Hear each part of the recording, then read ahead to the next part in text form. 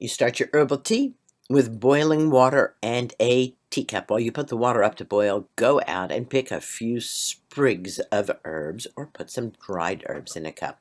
I'm a purist when it comes to nourishing herbal infusions. I only use one herb at a time.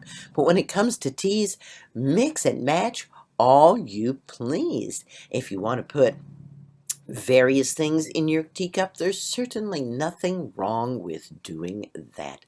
You can use a strainer, you can use a tea bag, you can just put the herb right in your cup, however you want to do it. Steep it after you've added the boiling water for no more than 5 minutes. Because we're working with plants that contain volatile oils, in other words, oils and aromas that volatilize out of the herb very rapidly when hot water is added to it.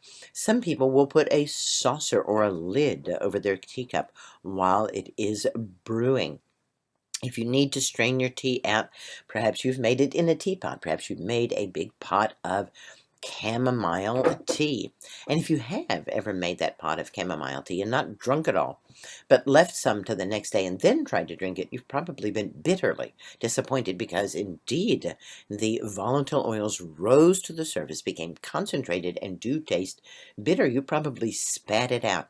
This is why we don't want to use aromatic herbs to make nourishing herbal infusions, why we make them as teas, and why we brew them for a short amount of time. Honey is an amazing healing substance. Never feel that you're doing anything wrong or forbidden if you add honey to your nourishing herbal infusion or to your herbal teas. Honey itself brings a healing grace to any remedy. So buy local and use it freely.